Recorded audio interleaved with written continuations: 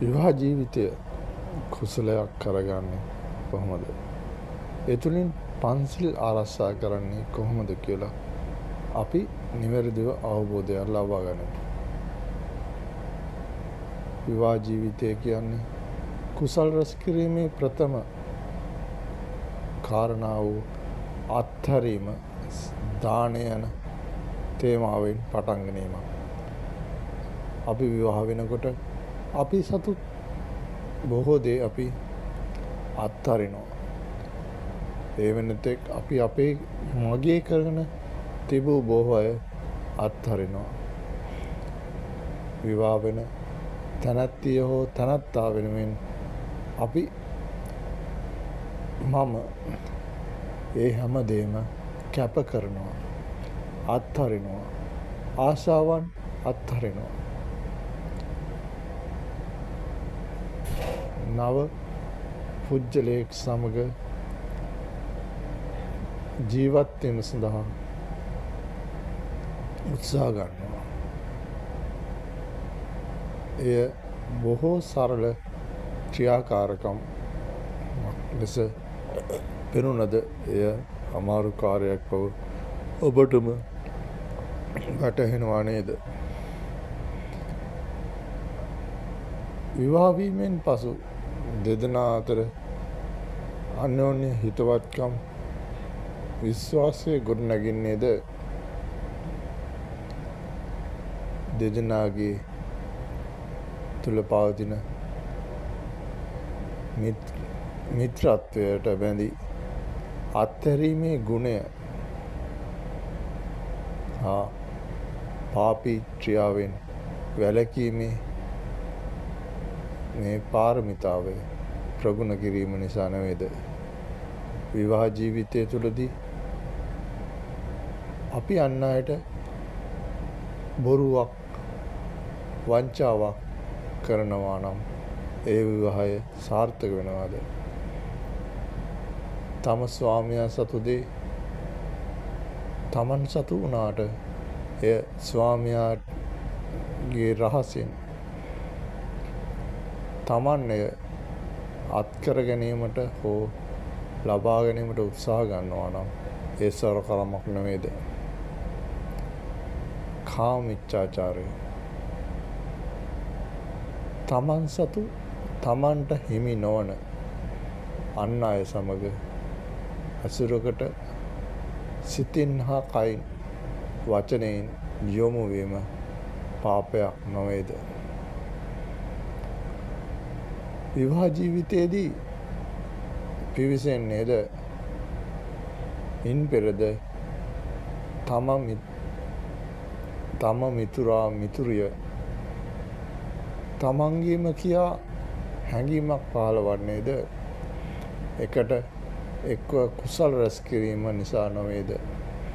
විවාහයෙන් පසුද එලෙසින්ම දෙදෙනාම කුසල් එකට එක්ව කුසල් රැස් කිරීමට යොමු වීම මගේ යන අර්ථය වඩාත් පැහැදිලි කරයි. මගේ මිතුරා, මගේ පෙම්වතා, මගේ පෙම්වතිය, මගේ බිරිඳ, මගේ ස්වාමියා යන අර්ථය ගොඩ නැගින්නේද එකට එක්ව සිදු කරන කුසල් ක්‍රියාව හේතු කරගෙනයි.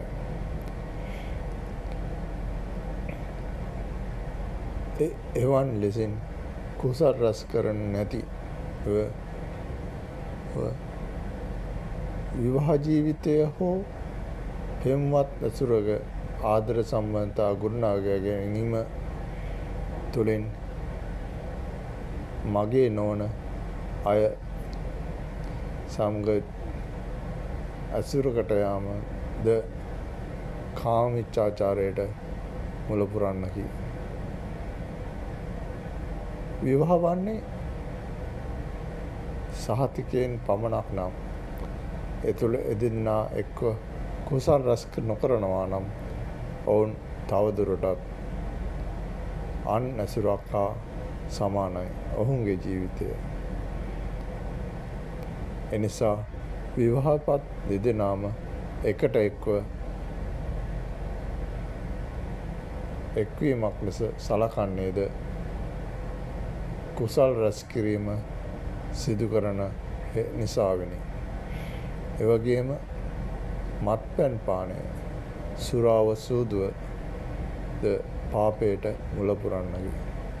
තමන්ගේ ජීවිතයට තම ස්වාමියා හා බිරිඳ එක්ව පියවි සිහියෙන් සතුටින් විනෝදයෙන් කල් ගෙවන්න නොහැකි වූ විට පමණයි පියවි සිහිය ලබා හුදකලාව අපේක්ෂා කරන්නේ. එයින් ද සිදුවන්නේ පෙර සඳහන් වූ ප්‍රාණඝාතය,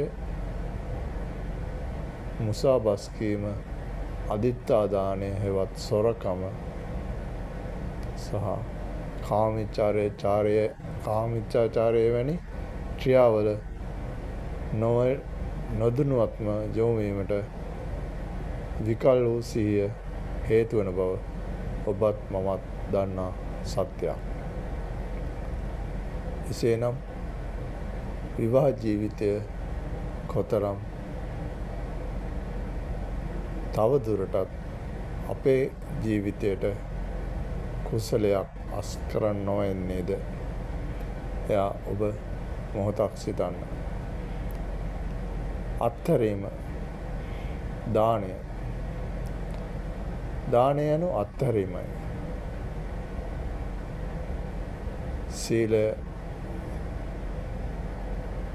යනු පාරමිතාවක් විය යුතුයි. ඒ තමන්ගේම ජීවිතය වාසනාවන්ත කරයි. අත්හැරීම විවාහ ජීවිතයේදී අනෙක් අතර සිදුවන්නේ දරුවන් ලැබීමෙනි. දෙදෙනෙක් විවාහ වීමෙන් පසු ඒ දෙදෙනාට දාව උපදින දරුවන් වෙනුවෙන් දෙමව්පියන් බොහෝ කැපකිරීම් කරනවා. ඔබටත් මටත් දෙමව්පිය විසින් එසේ කැපකිරීම් කර ඇති බව ඔබ දන්නවා. මොහොතක් සිතන්න. දෙමව්පියන් දරුවන් වෙනුවෙන් කරන කැපකිරීම් කොතරම් කියලා ඔබට තේරෙනවා ඇති.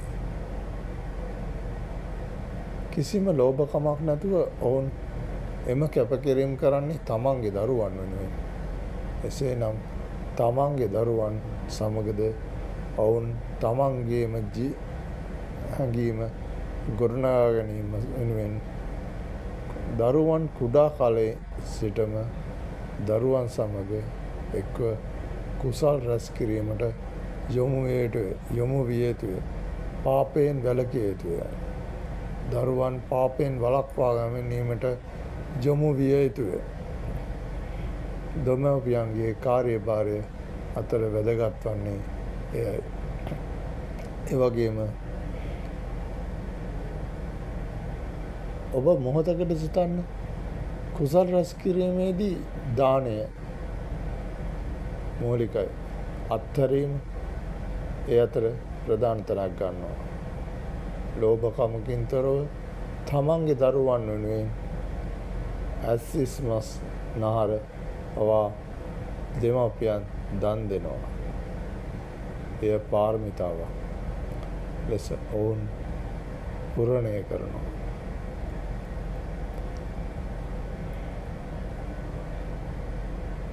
ඔබට තේරෙනවා ඇති.